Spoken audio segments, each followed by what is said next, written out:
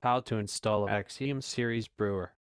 This video will demonstrate the recommended initial installation and setup. Attach water line securely to fitting at the rear of the brewer.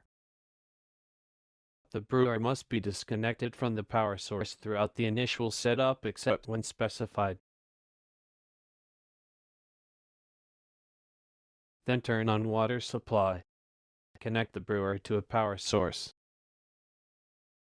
Place an empty brew funnel into funnel rails. Place a clean empty decanter funnel.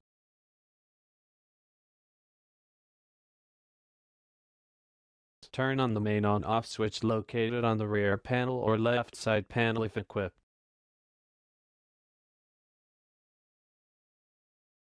Press the enable on-off switch.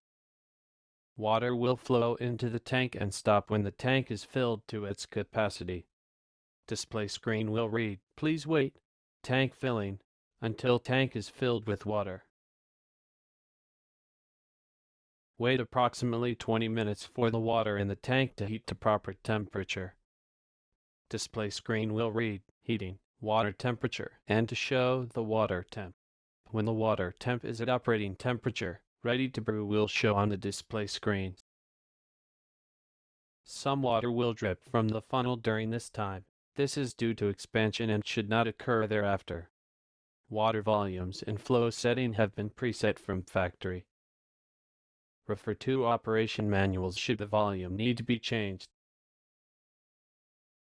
Place a small container beneath the faucet and open the faucet handle. Release it when you hear the tank refilling. The brewer is now ready for coffee brewing.